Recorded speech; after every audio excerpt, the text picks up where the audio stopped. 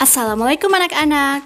Yuk kita belajar tematik tema 7 kelas 3 SD, subtema 1, pembelajaran 1, mulai halaman 3 sampai halaman 11. Support channel ini terus ya. Lihatlah tempat tinggalku. Udaranya sejuk, tanahnya subur, dikelilingi sawah dan kebun. Tempat hewan ternak bermain dan berkumpul. Inilah tempat tinggalku. Kaya hasil kebun dan sayur mayur, berlimpah susu, daging, dan telur. Terampilnya warga tempat tinggalku, bekerja sama mengolah hasil alam, menggunakan teknologi yang telah maju, menghasilkan sumber pangan yang beragam. Mari kita pelajari macam-macam pengolahan pangan agar menjadi manfaat bagi sesama. Suatu hari, Beni, Edo, Siti, dan Dayu berkumpul di teras rumah. Ibu Dayu menyediakan roti. Roti adalah makanan yang terbuat dari tepung. Dayu dan teman-teman menikmati roti buatan Ibu Dayu. Dayu teringat sebuah lagu tentang roti. Dayu menyanyikannya di depan teman-teman. Lagu tersebut berjudul Rotiku. Pada pembelajaran 1 di subtema 1 pada tema 7 kali ini, kita awali dengan bernyanyi. Mari kita sama-sama menyanyikan lagu Rotiku. Lagu Rotiku memiliki pola irama yang berbeda. Simak baik-baik ya iramanya. Rotiku persegi 4, kulitnya berwarna coklat, ku tutup rapat-rapat supaya jangan dimakan lalat. Sekarang, ayo kita nyanyikan bersama lagu Rotiku karya Ate Mahmud. 1, 2, 3.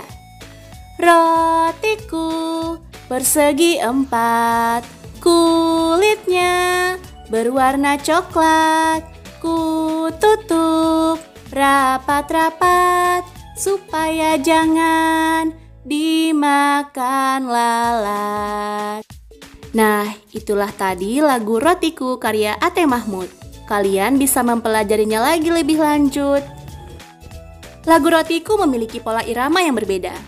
Pola irama adalah sekelompok bunyi dengan susunan tertentu. Pola irama muncul secara berulang-ulang dan teratur dalam sebuah lagu. Seperti yang sudah kita ketahui, bahwa pola irama pada lagu Rotiku memiliki irama yang berbeda pada setiap bait lagu. Warna yang berbeda pada setiap lirik lagu menunjukkan pola irama yang berbeda. Sekarang, ayo kita membaca. Siti menunjukkan sebuah teks bacaan. Isinya tentang teknologi pangan. Tahukah kamu apa arti teknologi pangan? Ayo kita baca teks bacaan yang ditunjukkan oleh Siti. Teks bacaan ini berjudul Teknologi Pangan. Terdiri dari 4 paragraf.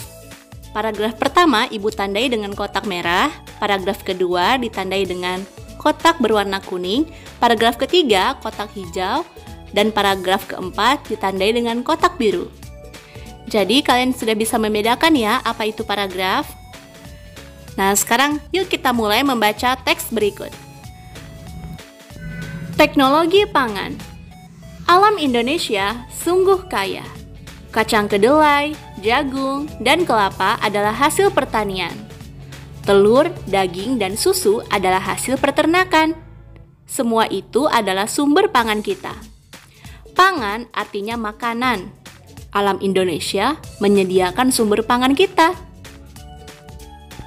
Hasil panen dan ternak yang melimpah memberi makanan yang cukup bagi kita.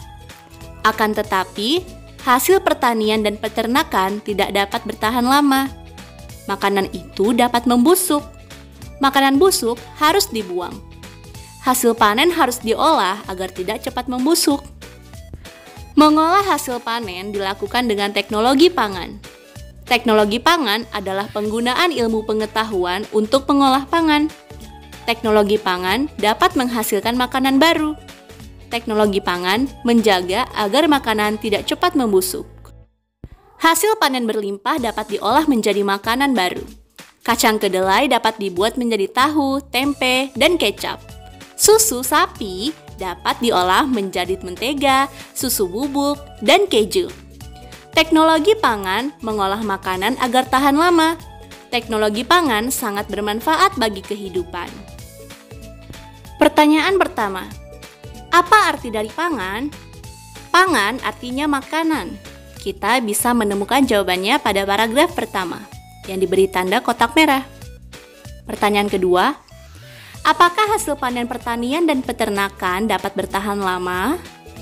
Jawabannya adalah tidak bertahan lama, karena makanan itu akan membusuk. Nah, jawaban ini kita dapat dari paragraf kedua, yang ditandai dengan kotak kuning. Pertanyaan ketiga, bagaimana cara mengolah hasil panen? Jawabannya, mengolah hasil panen dengan teknologi pangan. Kita dapat informasi itu dari teks pada paragraf ketiga. Pertanyaan keempat, apa saja contoh makanan yang terbuat dari kacang kedelai? Nah, jawabannya kita bisa temukan pada paragraf keempat dalam teks. Jawabannya itu tahu, tempe, dan kecap. Dan pertanyaan kelima, apa manfaat dari teknologi pangan? Jawabannya adalah teknologi pangan mengolah makanan agar tahan lama. Kita bisa menemukan jawaban tersebut dari paragraf keempat. Setelah kita membaca teks mengenai teknologi pangan, sekarang kita bisa menuliskan 5 hal yang kita ketahui mengenai teknologi pangan. Pertama, pangan artinya makanan.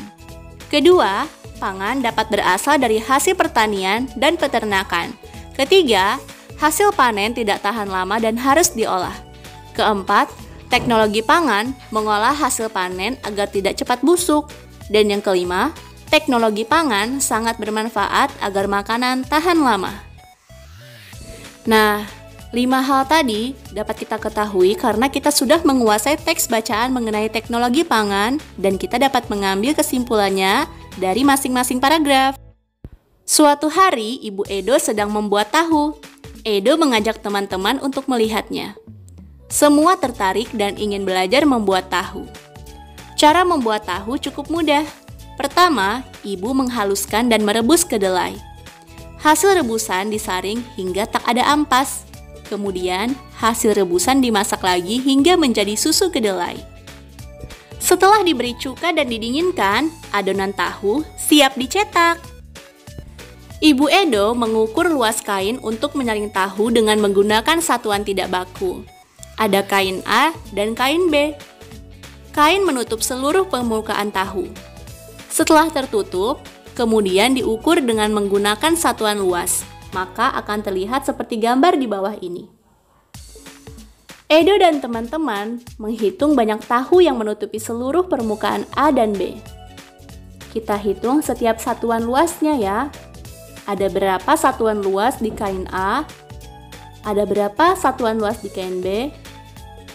Nah, banyak tahu yang menutupi permukaan kain A ternyata ada 8. Permukaan kain B ditutupi oleh 16 tahu berbentuk persegi. Maka, luas kain A adalah 8 satuan persegi, karena kain A ditutupi oleh 8 tahu berbentuk persegi. Dan luas kain B adalah 16 satuan persegi, karena kain B ditutupi oleh 16 tahu berbentuk persegi. Sekarang kita amati gambar-gambar di bawah ini. Hitunglah luas dari setiap gambar berikut. Untuk menghitung luasnya, kita hanya perlu menghitung satuan perseginya. Jadi untuk luas bidang A adalah 7 satuan. Karena pada gambar A itu terdapat 7 satuan persegi. Luas bidang B adalah 10 satuan. Luas bidang C adalah 6 satuan. Dan luas bidang D adalah 7 satuan. Ternyata mudah sekali ya untuk menentukan luas suatu bidang. Kita hanya tinggal menghitung satuan persegi di setiap gambar. Selanjutnya, tolong dijawab ya pertanyaan pada kotak biru. Jawab di kolom komentar, Ibu tunggu.